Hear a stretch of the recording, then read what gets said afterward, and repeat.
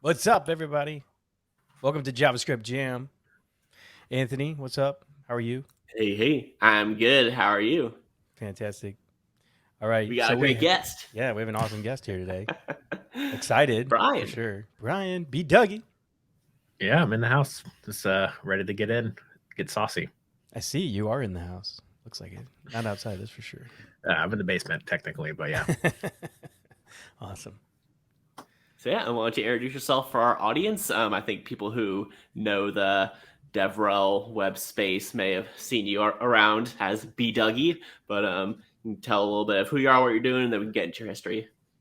Yeah, and I'm always surprised with the how many people know me for my DevRel background because I've always been. I feel like I've been mostly in behind the scenes. I'm not always like the keynote speaker or the person who built the thing. But Brian Douglas is my given name. Go by B Dougie.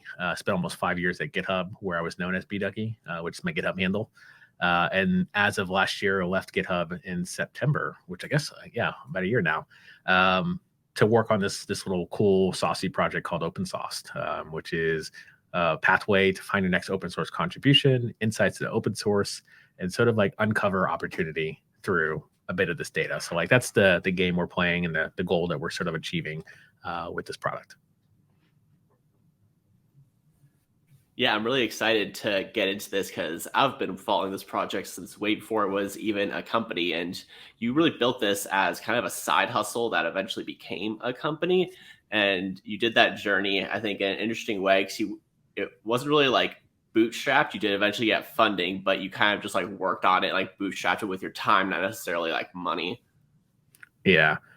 So like Open Sauce started back in 2017. I got the URL. I was working at this small company called Netlify. So I was employee number 3 there and was engineer, like this full-time engineering engineer that wrote blog posts basically is like my angle. Because I loved at the time we had converted Angular app, the app.netlify.com from Angular to React.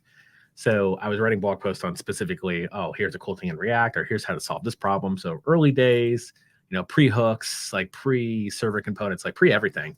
And we're sort of learning how to build a company on top of this technology out of Facebook at the time. So at that point, I like kind of transitioned into like a dev advocate, or which they call developer experience at Netlify.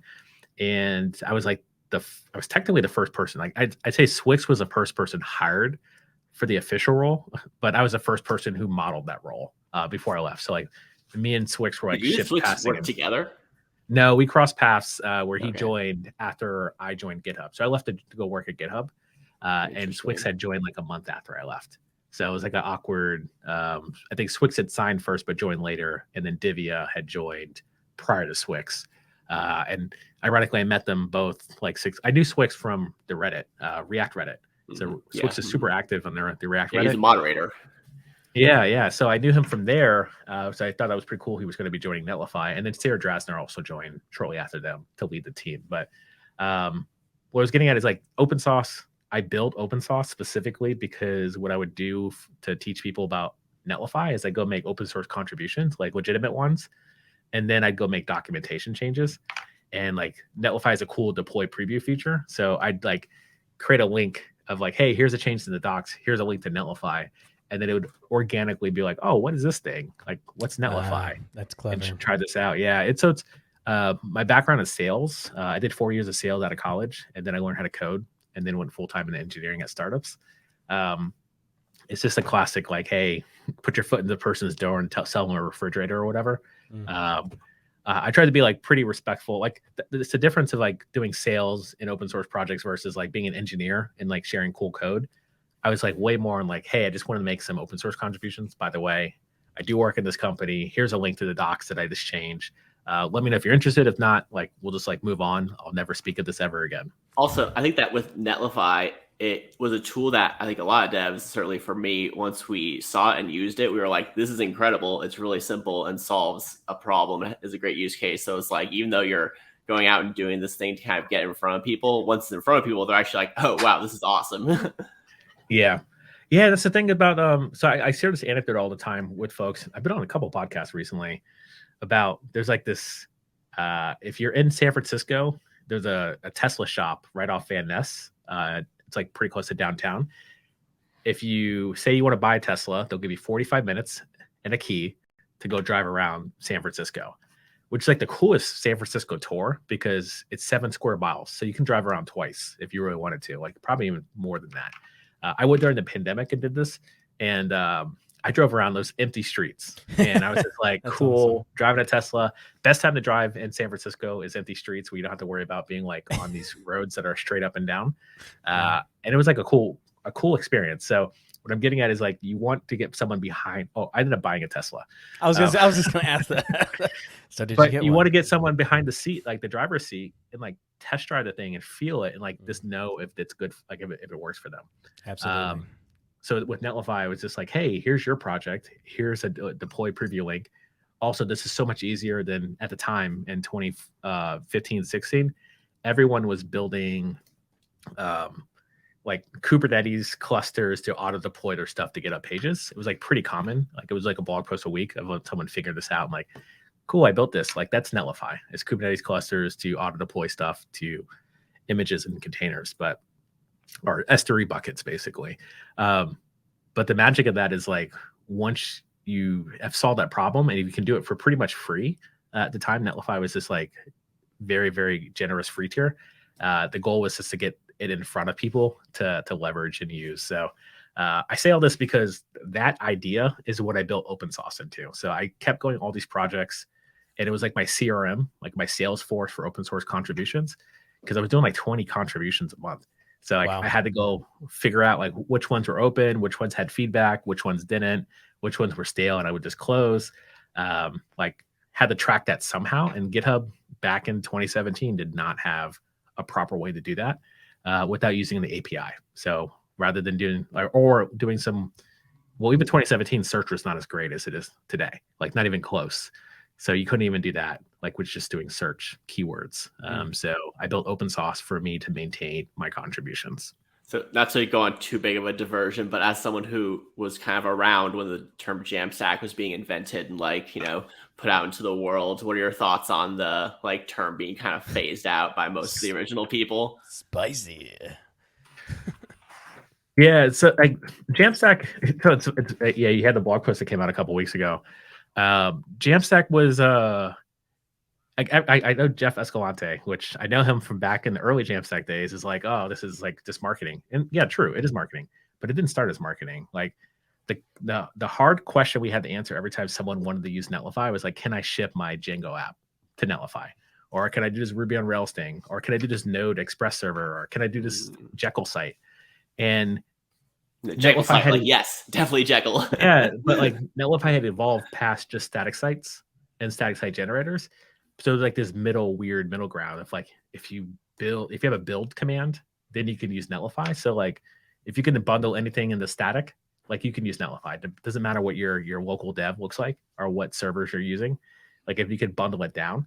And then it got even like spicier when serverless came out, because then you can just bundle in Lambda endpoints to then do even like other magical things.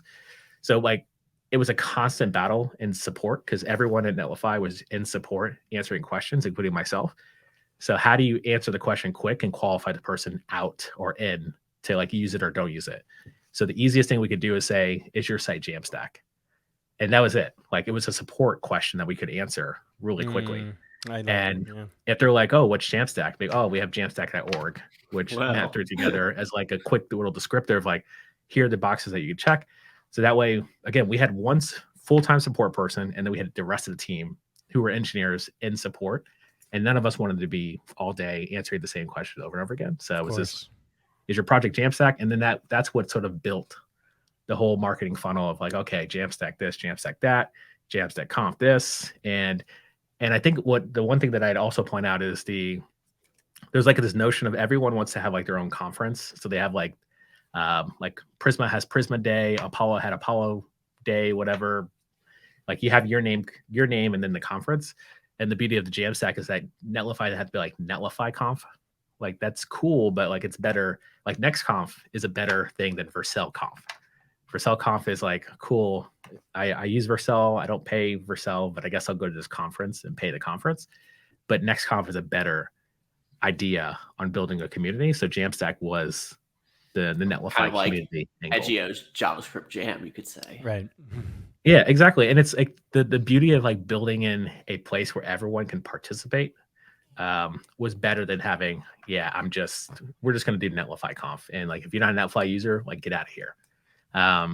So like that was the other angle of there. So like they have, I think the new jams.conf is composable web is the new, which is crazy because that was one of the ideas that we had years ago of names. Like we had Active Ingredients was the original jams.conf. So year one, jams.conf was called Active Ingredients. And then we had like, interesting. And then they had like Modern Static or New Static. Was new stack that was the new dynamic. New dynamic, that's what it was. New dynamic was the other community static. Yeah, that was that existed, and we also toyed at the idea of like, are you new dynamic? But that's also like hard. We had them on JavaScript Jam a long time ago. What's that guy's name? Bud Parr. Bud, yes, that's the one. Yeah. So it's crazy. Like I was so involved in this whole community. I still do Jamstack Radio. Like I know all the sort of players and stakeholders in this conversation, and like I think a lot of folks who came on the last couple of years are like, Jamstack's dumb. Why are we at Jamstack? And it's because we had to answer this question in 2017. Like, can you ship to Netlify? And we just had to answer that pretty quickly so we can move on to do the next thing. And now we're here. Like the next thing is not Jamstack. The next thing is whatever these server components turn us back into, which is what we did 10 years ago, which is like it's really interesting. That the answer had nothing to do with like framing it as like this existential battle against WordPress, which I feel like was kind of like the narrative for a really long time. Yeah. Oh, yeah. I mean, that's 100% like the positioning that Netlify sits in, but also like a lot of these Jamstack projects, because where WordPress built their own WordPress API, and then we saw all the CMS, headless CMSs, like also Netlify was behind the headless CMS as well. So like, maybe in a couple of years, we're like, oh, why are we still calling it headless CMS? We just call it whatever the next thing it's called. But the idea is like, can we just get past that question and move on to the next ones? And that was like the goal for Jamstack. It's like, yes or no. Let's ask if it's serverless now, or let's ask if if it needs a server. Like, let's just move on and like solve the problem. The next one. I mean, that's huge. Like we're currently trying to ship edge functions and do all this whole like data management stuff now that we're becoming more of a serious company. Yeah, let's talk about that. But now I need to answer those questions quicker than like, oh, well, this is our setup and we're using Next here and we have a Superbase database here. And like, how do we like, let's just get the quick answers. Yeah. Cause then like, if you're dragging it out, it's like, then you don't really get to the solution as quickly, or, you get like people just like, like you can only have a conversation so long with somebody about so much technical stuff. And then it's like, okay, I'm exhausted. Let's continue this conversation another time or whatever it might be. Yeah. Right? Well, I mean, it's a pedantic. So like, I think like the Remix community has been interesting to watch too, as well. Cause like they solve a bunch of problems and you just move on to the next thing. Like they're just helping you to advance your experience on the web, whether you like their flavor or not. Like they've already moved on to the next thing. Yeah. And I think Next.js is kind of going in a weird spot of like, are we building apps? Are we building static sites? What are we building next? We're building apps on Next. I think that's the consensus of where the team is leading that project. But now we can move on to be like, okay, Next is for apps. Or I don't know, I don't want a blanket statement. Maybe someone else has a counterpoint, but Astro for websites, or use Lit for your embeddable web components. Like if we could just like check a box, because at this point I'm in my career, I don't want to answer these questions anymore. Like I just want to build something. I want to build something, have someone use it, and talk to users. And if I have to like talk about how my edge is built and deployed and managed, I've already missed the boat. Like I need to get users to use the thing. And I think a lot of times as developers, we spend way too much time trying to think about the technical thing, when at the end of the day, like you should be talking to your users instead. That's good. Yeah, I think that's some powerful stuff there. I mean, it kind of goes along with the way I would launch something, I guess, would be not even necessarily spend a whole lot of time building that right away, but really just putting it out there and having like pre-sign up, and stuff like that. And then 100%, yeah. And then getting the user perspective, and then, building it out to that criteria, and then, making it even better than it could have been or would have been initially. And you're not wasting a bunch of time if you don't get the hook, Yeah, and this is like, so like you get the full story here on this podcast, but a year ago, I still worked at GitHub. I basically decided I was gonna go on sabbatical. So I'd spent 4 years, almost 5 years working at GitHub, and I knew I wanted to do something different than what I was doing. So like I got into DevRel as not as a goal of mine. It was more of like I just kept doing it. And eventually GitHub noticed, asked me to work there, kept doing it at GitHub. I left as a director and had a team. I think at that point, 4 or 5 people under me, and was only scaling. Like we hired someone in Brazil. We were about to hire someone in the UK. Like we were this expanded team, and I didn't know if I really wanted to do DevRel forever. And I always wanted to get back into writing code and building product. So it was either like decide to switch inside of GitHub internal transfer, or leave and focus on an outside. So my focus shifted where I asked my boss, hey, I'm going to be working on this open source thing. Just want to explore to see if there's something here. Had a bunch of ideas that I'd seen up close and personal. And so before quitting my job, before even going a sabbatical, I ended up closing my first customer. And so our customer was DigitalOcean. We actually partnered with them to build a dashboard to see insights into Hacktoberfest, which we'll be doing again this year, not as a customer, but we're actually sponsoring this year. So anybody who's doing Hacktoberfest and wants to see contributions and recommendations for places to contribute to, like we'll be that platform for everyone. Yeah. And but so we did that because I knew every year I would talk to Hacktoberfest or DigitalOcean about Hacktoberfest, and like we'd find out the pain point, go talk to the PMs, and like most of the time it was just like we didn't really have a lot we could do. We just like divert energy away from spam or divert energy away from like the wrong things. So like we'd just be more consultants every year. But knowing that, I went to Hacktoberfest and said, hey, I got a way you can track spam across all of Hacktoberfest contributions, and got a way you can track contributions and leaderboards and etc. in a way that doesn't hit your rate limited. Like they get rate limited every single year in the stuff that they're doing, which is why it takes a long time to go through and figure out how many PRs you have. To your point, Scott, like talking to customers, like I went and talked to not just DigitalOcean, but like 5 other people in companies of like, hey, this is what we're building. Yep. One, would you pay for this? And tell me more about this pain point. Yep. And so we've been talking. We haven't been as like splashy about open source as far as like what we've been doing, because I think there's some value in like focusing. Like we took some angel money, so we had a runway. So rather than like run out the gate and be like, hey, we're funded. Look at me doing this thing, and I'm going to show up over here. I spent way more time just having conversations with folks on a podcast called The Secret Sauce, identifying that there's an opportunity for folks to move the industry in a way that's a little more sustainable for open source. And that's what we're trying to accomplish. Like there's a paid product behind the scenes right now that we'll be launching next month. But the real goal was like, can we solve a problem and make impact in the industry? And that's what we're still building in public by utilizing your podcast, essentially. I mean, everything's open source as well. So like, if you really want to see, if you want to see our next features, which I also I stand on this, like where most people, when you open source something, most people don't care, especially if it's like a dashboard like open source. Like unless you're getting value every single day or you have features, most people don't want features. They're not going to ship features for you in open source.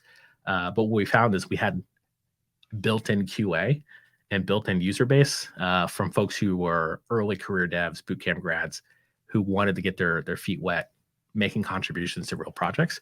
So we have a ton of those folks. But like our customers, they look at the stuff, but like they're not in our issues every day. So and our competitors, I guess if you want to call them competitors, they're also not in our issues every day. So at the end of the day, like we're building in public, and we're not really in stealth or anything like that, because I don't believe in stealth. I think if you have to like one day unveil everything you've done, like you're now an uphill battle of like trying to figure out how do you get adoption and eyeballs. And like what we have right now is 4,000 people who are already attracted to our problem and our vision, and that we can just turn on. It's beautiful. Like tomorrow. That's an amazing thing. I love it. I'm excited for a month from now. It's gonna be cool, man. Do you want to demo some of the platform and some of the things you can do with it today? Yeah. I'll demo what. So like we do have. I'll call out. We do have some bugs that will be live. Let me see if I can share. There's always going to be bugs. Come on. Yeah. So this is my dashboard, like me showing off my highlights and contributions. So like we built this feature earlier this month called Highlights. That's what this is. You increase your font. Oh, yep. Call out. Normally when I'm streaming, That's good. So yeah, normally I'm streaming, I have this in like 720p, but this is the opportunity for folks to showcase their contributions and their skills. Like we do also have a contribution graph. It's like on our landing page, we call out that we're more than green squares, which is true. We're trying to give a good understanding of like what a person's contributions look like. Obviously, not everyone has open source contributions, which is fair, which is also why we have like recommendations for projects. So based on the things that you add as your interests, like we'll recommend projects that are up and coming, but also have like a influx of new contribution.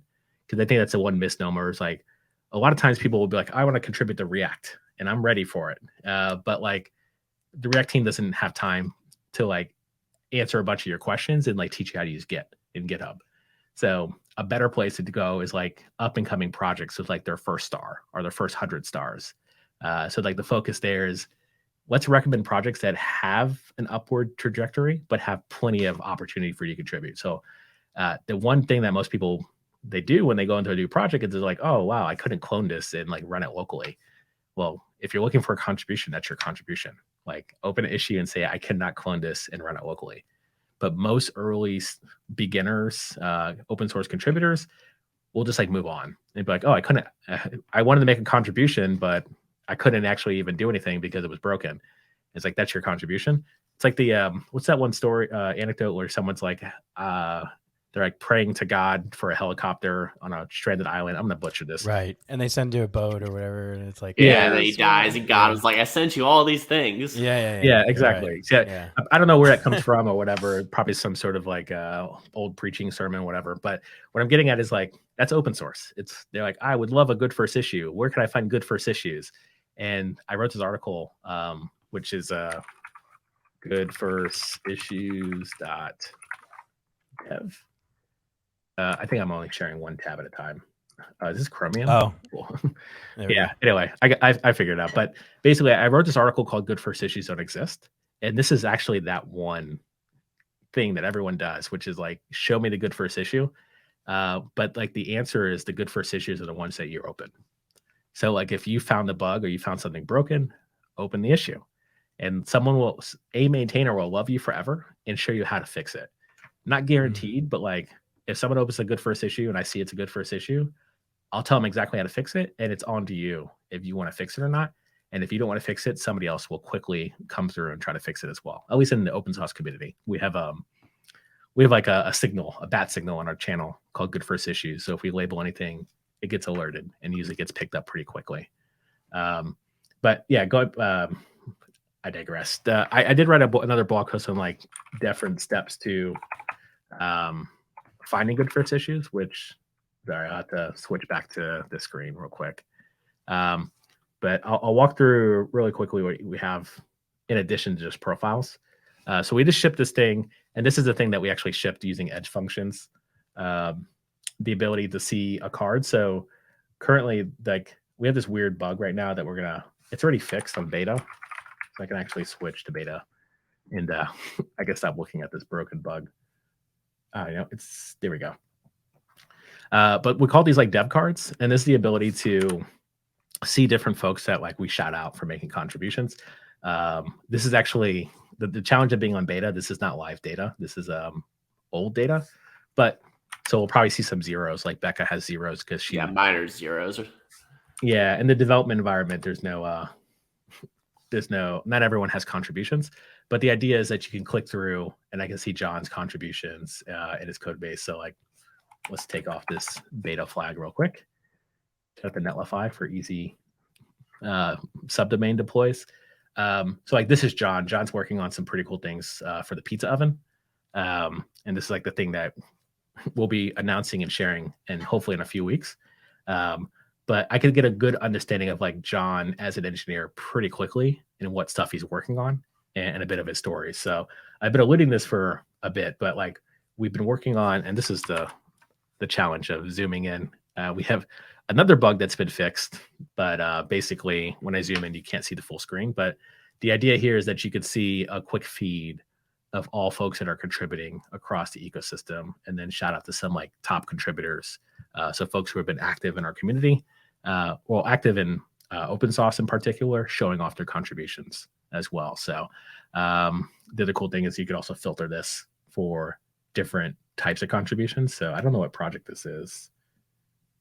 Docs project. Codecademy. I guess Codecademy takes a lot of contributions. All right, well, here we are. But yeah, that's the sort of developer experience. And then we have the experience for folks that are potentially maintainers. So this is a feature that we shipped for Hacktoberfest, where you can see all contributions in the last 30 days. So October 1st to 31st. But we've expanded it to now you can see all contributions for Go or JavaScript. And then you get like a quick little eagle-eyed view on who's making contributions and what. So I'll just pick on Fratzinger, who I don't know who is, but looks like he contributes to SQLize. And then also a call out, if you haven't connected your GitHub account, your profile looks like this. So we're just making a very clear distinction that we're not generating profiles for people and slurping the data for recruiting or anything like that. They'll just show up as a generic profile here. But the other cool thing about this is you can see contributions for all projects in JavaScript in the last 30 days, last contributed. And this is like our high level of just seeing what's happening. The next step is like being able to like dig in and find the folks who are doing the work. So like Shelly is a maintainer of Electron. And I know Shelly because I used to work with Shelly. So that's the fun part about this is like there's so many stories that I have personally because my job was to work with maintainers and find out features that were missing inside of GitHub. So like I personally have like stories of Shelly and the Electron team and what they've been working on, what they've been participating in, how they onboard new contributors. And what we're doing right now is we're productizing my experience and my knowledge into this application. So I could pause there if you have any questions, but I do have I've got Figma designs I can show. I can show the pizza oven, the CLI. We've got quite a bit that we worked on and literally in the last 11 months. Yeah, no, it's very, very cool.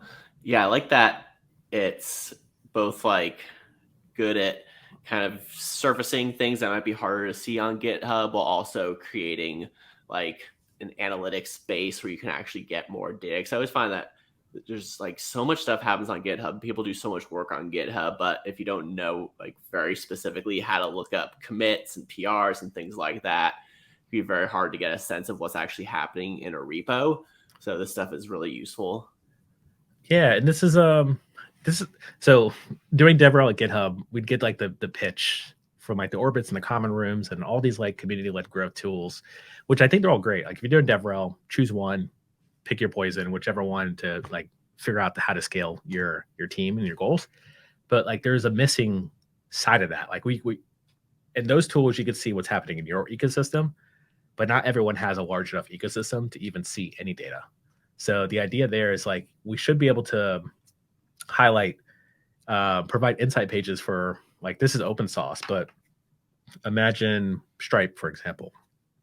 Stripe has like a bunch of projects that they care about. And then they have some projects that they care about that are not maintained specifically by Stripe. So DJ Stripe is a large SDK for Django. And like they want to see what's happening within the DJ Stripe ecosystem. So if I'm Stripe and like my directive for the DevRel team, which is true, that they should be injecting contributions into Stripe SDKs and making sure that the community feels like they have presence and awareness for it with the team. Anybody who's not a gray face is a non-Stripe employee. Well, that's not true. I guess people don't do gray faces anymore. So David's a Stripe employee. This is I guess perhaps they changed it. Before it used to be gray faces. They have a Stripe account, but this person in particular, Snoke, does not have a --Stripe account. So they have contributions from the Stripe node. Looks like we have got a closed PR and then we've got an open PR. So like identifying. Okay, like eventually we'll do this all on in-app, but it seems like this PR had a bunch of back and forths and then eventually got closed. Oh, looks like they couldn't reproduce the bug anymore. So like that's why I got closed.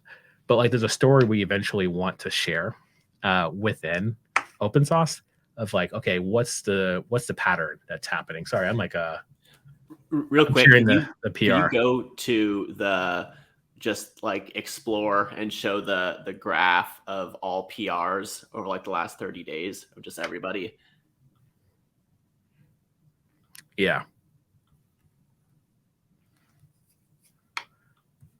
So this graph here. Yeah, but do it for like, because if you just do it as general, like not searching for a project. Oh, so this is Golang. Actually, so I'm looking at the JavaScript one. Okay. Yes. Yeah. So this is super interesting. So don't do enhance for a second. Yeah. So right now you have KD1 with more lines of code change for SWC than Dependabot. Oh, really? Incredible. I just wanted to point that out. That's amazing. And that's usually you can go here and identify, okay, this 1800 lines touched. So if I share this tab, looks like there's a draft PR for doing a bunch of clearly a bug in Next.js backporting, extremely hard. Okay, so they're doing something for some Next.js snafu that's happening. Which yeah, it's just making touching. SWC work in general is extremely complicated. Aldo, who was on the Redwood project, he was saying he was testing SWC with Redwood like 2 or 3 years ago and saying how it's like kind of fundamentally broken and your project's going to have like 50% of your tests failing. And he's like, this project has a long way to go. that does not sound like fun work. But there's work out there for anybody who wants to do some backporting. And well, he's being sponsored to do it now, which is like this wouldn't have been able to happen, I don't think, if there wasn't like a company that just like basically said, here, do this full time, make this project work. Yeah, and I did see a face that looked familiar. Oh, here we go. Andaris. So Andaris is interesting because so it looks like they were pushing like almost 100 PRs per month. They're also a person that touches TypeScript, React. I don't know what this query library is, to be honest. Oh, Tanstack. Okay, yeah, very cool. Yeah, the new React query probably. Yeah, so the cool thing about this, and we don't actually expose this yet in app, but like Andaris is top 10 of contributors in open source. And these are like if once you start looking at this data pretty consistently and we start actually adding reports and we can do like CSVs, like this becomes like an interesting tool for like scouting for folks. That's exactly what I was thinking when you said that. Literally. And collaborate. So like we built this feature. Jared's way up there. Jared Sumner. Yeah. And Jared's going to be doing a lot of like updates and new. Like I guess Bun has a new version coming out in 30 days. So like you'll see Jared's uptick of contributions really pick up as we get closer and closer to that date. So I don't think I could pick out Jared in a crowd. I could pick him out in a crowd. Right below. He's right below Katie. Very, very top right. This guy, yes. Yeah. Yeah, so Jared he hasn't connected his open source account. Just want to point that out. So he has a very generic looking profile, but you can see the sort of uptick in contributions over the last 30 days. So quite a bit of PRs. And then this one's like 1,800 lines touched, which is, absolutely amazing. So like if you're just looking to do some discovery and storytelling and trying to understand what's happening across the ecosystem for places that you care about, the idea is that we have the explore page for you to like start here to eventually take a bunch of projects that you're interested in. You can create an insight page. So sorry if you didn't see that real quick.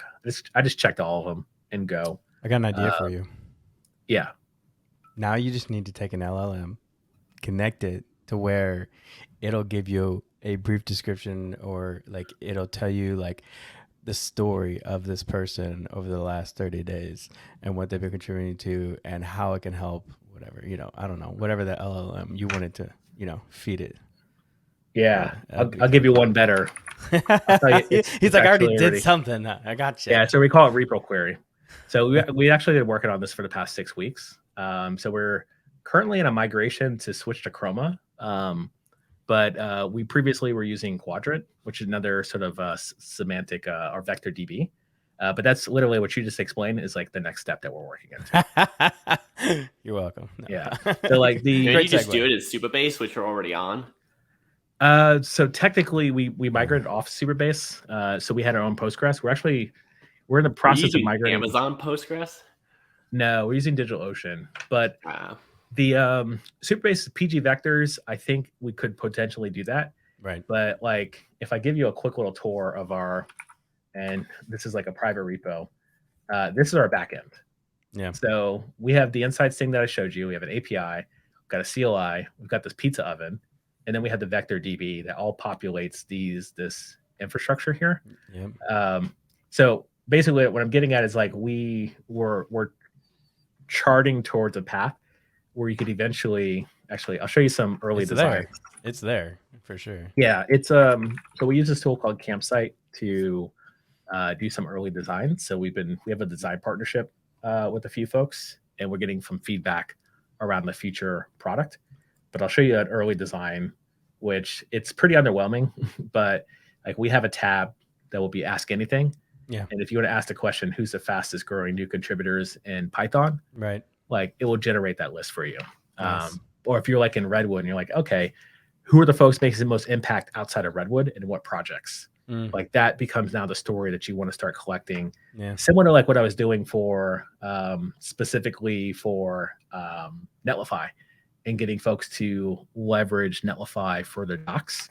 The idea there is like everyone builds this. Everyone builds this internally at their company, their DevRel team, their engineering squad. They build this tool to identify stuff happening in open source to go recruit or attract interest or do a podcast or raise funding. We're now building that. Like we're building the tool that you could do that with. And like the majority of the folks, they assume like the GitHub Explore page would be that. But unfortunately, like that's kind of hit a wall as far as like where GitHub's taking it. And we want to be that answer for folks. That's cool. But the one thing I did want to show you is this little chat thing. So like it's weird because like we haven't had like a sort of big splashy announcement yet. We just building a lot of stuff to build the story. This will take I don't know why it's indexing again, maybe because we have an old version. But repo query, basically the project that exists, we have surfaced onto a Chrome extension. And the Chrome extension is like you want to add, how do I run this locally? Ask some generic questions. So like SourceGraph Cody kind of already does this. But this was our proof of concept to see if we can build an LLM. We've done it. So this is indexing what? Or where's it's indexing this repo we're looking at. Okay, got it. Okay. So any repo you're on with GitHub, if you have the extension installed, we can then ask the question. Okay, so make sure you do this, this, and this, and this is there's a Docker container, blah blah blah. Cool. What's the tech stack? So we have like these recipes again, like completely lifting off of like what SourceGraph is already doing, not for the purpose of competing or doing the same thing. It was just more of like build a proof of concept with a couple interns. Truly, they were all interns in college, not in college during the summer. So we built this. The next step is to combine this repo query with their API data, and now we're open source aware. Right. So it's not about asking like how do you set up a project locally, and it's more about, hey, who are the top performing contributors in the last 30 days? Give me the list of the projects they've touched and what companies they work at. If that data has been shared in GitHub. So that's cool. The future of where we're doing this. But this is like our sort of playground sandbox to test this out. That's awesome. That's so cool to see that little inside bit there. Yeah, but I mean, you pitched the idea. We already have it. I know, and, right? And the beauty of this is it's all open source. So like, yeah, if anybody wants to like clone this and leverage this in their own situation, or if they want to help contribute with us alongside of us, more than happy to take contribution. I think we're like 236 contributors, and all collective projects. Like we're up there. And moving up pretty quick. So, and I think we're serving a need of like most folks that have contributed to the repo query into our AI extension don't really come from a background where they know AI or LLMs, and they all get to learn it with us. That's fun. Essentially. What has that been like, and what are some learnings you've gotten? Yeah, I mean the learnings is it's the same. What's interesting about the current AI trend right now is there are the folks who are like, they're cutting edge. They're reading all the blog posts. They're like listening to all the podcasts. And then there's like the folks who like know it exists, but then they feel like they're not ready to even do anything with it. And it's been a constant, not battle, but kind of like pushing of our contributors and community members of like, to be honest, you're one blog post away from catching up with everyone else, or it's OpenAI through and through. So like, Just read the documentation, you're good. So it's just kind of like a lot of imposter syndrome that we've been working through with a lot of our community of just read the docs and like you're there. So that's been the interesting part, because I think most folks, I think if you're building an AI, you have such a big moat because so many developers just don't think they can do it, despite the fact that like the reason why everyone's doing it is because it's so easy. So like that's been like, yeah, it's been kind of eye-opening, like kind of watching that push and pull within community. But I'd recommend, if you're listening and like you haven't touched AI, like just do a quick little side project, a little demo tutorial, because like you'll be shocked on how easy it is to spin up an AI project today. Yeah, it seems really complicated because they associate like actually creating the model with that kind of work, which is actually very complicated and just something that individuals can't really do and compete with a company like OpenAI. So really, you're just taking an API and lobbing text at it and getting text back. So it's like, hopefully you know how to do that as a JavaScript dev. But if you know how to do that, you know how to work with the chat. Yeah. It's just like one of those things, like, again, going back to the Tesla, if you get behind a Tesla, you'll find out really quickly if you're comfortable driving it or not. But you have to get them in the Tesla driving it for them to figure that out themselves.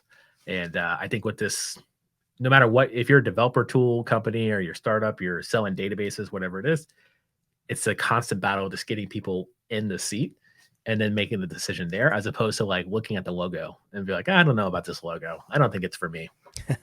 And I think that's majority of developers. Like they're just kind of looking at the front of the box and not really digging in.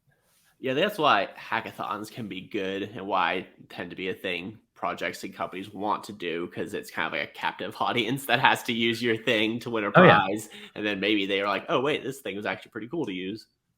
Yeah, I mean, that's Superbase has done it pretty well, where they consistently have a hackathon every 3 months. It's constantly just build something with our new technology, give us the feedback as fast as possible, and then like you get to react to that as a company. And I think it takes a lot of energy to like host and run hackathons, but like when you can build it into the framework, then like you're pretty good. You just have to like figure out that framework. Oh, dude, you got the keyboard.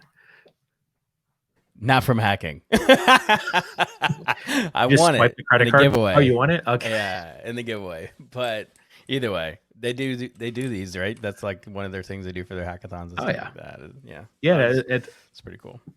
Yeah, it's really cool, and it's the and I think that like we're tracking towards open source. So like what we did a year ago is we shipped the API first.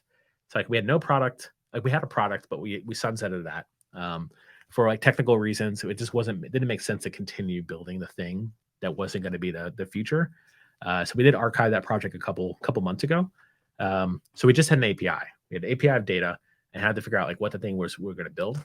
And like to reiterate, like Anthony, as you called out, like we spent way more time talking to customers and users, trying to figure out what the needs were.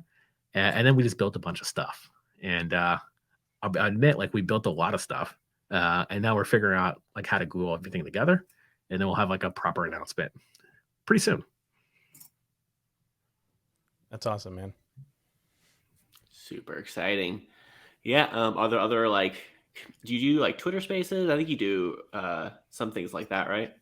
Yeah. So we do have on our open source Twitter, like we've been hosting an event called 100 Days Open Source. So as of July 23rd, we have been 100 days from July 23rd to specifically October 31st is 100 days. And the reason for that is because Hacktoberfest itself, it ends the 31st of October. So I'll struggle to get to the 100 days. But because we have a platform to show up highlights, we create these highlight reels because Instagram. But we have these highlight reels of folks who were celebrating the highlights of their contributions in the last, at this point, 24 days since we started. And so I mentioned that because like during these past 100 days, we've been doing a weekly Twitter Space on Tuesday mornings.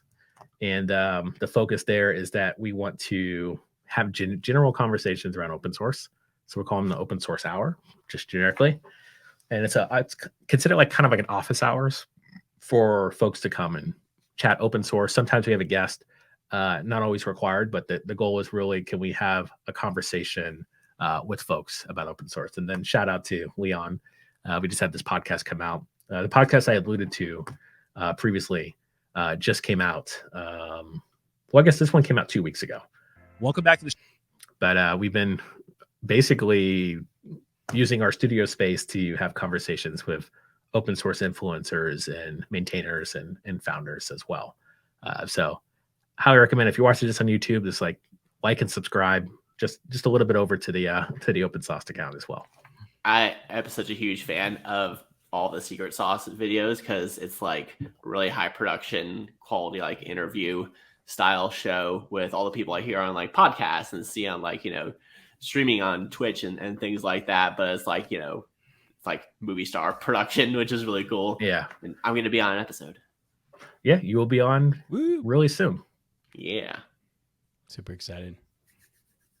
Yeah. But other things you wanted to talk about or let our viewers know about?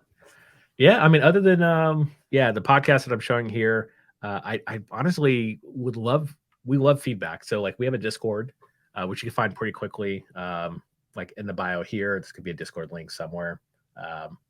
Maybe there isn't. Maybe there's not a Discord link. I lied. But we have Discord link. You can find discord.gg/open sauce. We do also, in addition to the Twitter space, we do a Discord community chat in the Discord. So if you're making contributions or you want to make contributions, like that's the place to like raise your hand and be like, hey, I saw this thing. I'm not sure if it's a bug, or hey, my PR hasn't got merged yet. Can you like take a look? Or hey, I'm working on another project. Let me tell you about this other project I'm working on. And it's really, again, it's like kind of like office hours. It's an opportunity for you to come talk to other folks, chat with the community. This morning, we actually talked about more about our features that we're working on in particular. So I wonder how far I go. Like at this point, if you watch this far into the interview, you get a bit of the secret sauce. So thanks for staying longer. Yes. But the idea is that we want to be able to highlight at a sort of eagle eyes view.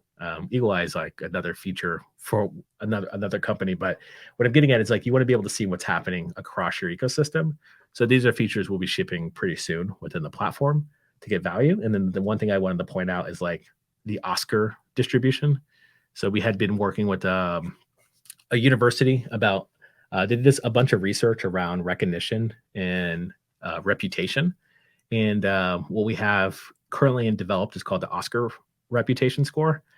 So Oscar as an OSCR, open source contributor reputation. I like it.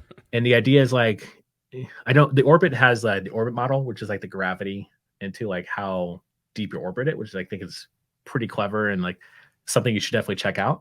But like what we're looking for is like the weight of folks and their reputation and contributions within your community. So like we're only focused on Git commits, and like we didn't go into like too much detail on the pizza oven itself, but this is the secret sauce and sort of the power of how all this is going to be working, which is we take Git commits and turn them into insights for projects. And the reason why I say Git commits is like most folks will approach this in a way that's GitHub centric.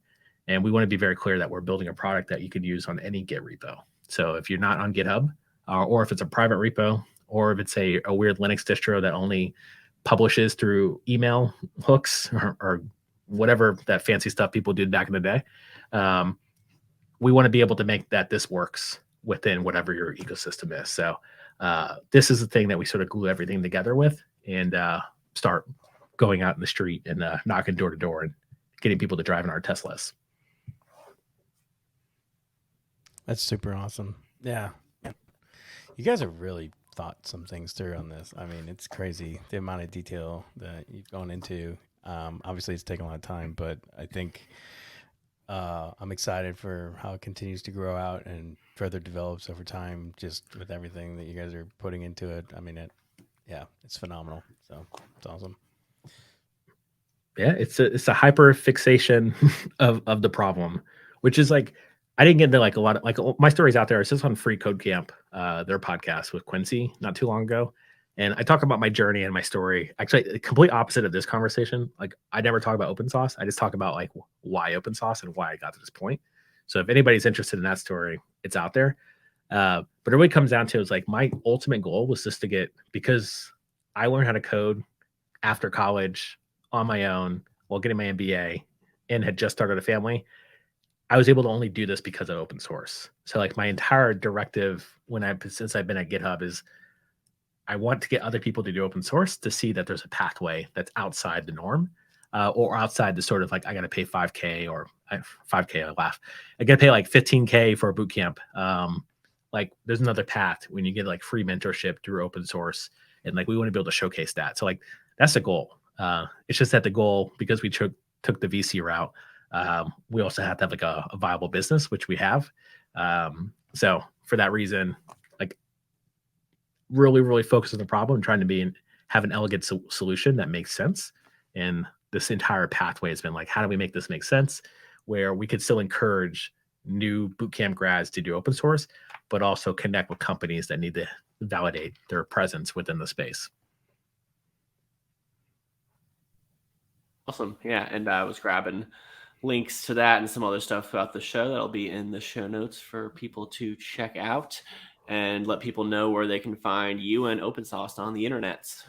Yeah, BDougieO on Twitter, BDougie on GitHub, and OpenSauced almost everywhere else except Twitter, which is sauced open.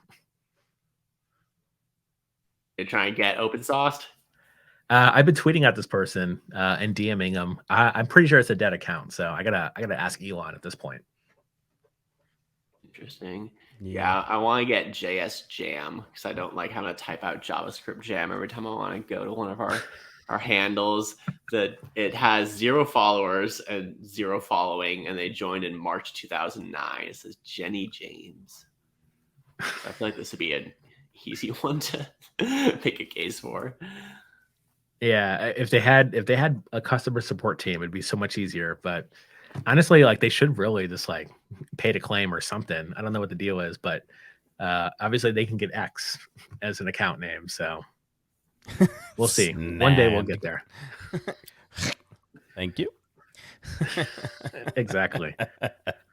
Cool. Yeah. Well, hope everyone stays saucy. Yeah. Appreciate you, man. Thanks, everybody.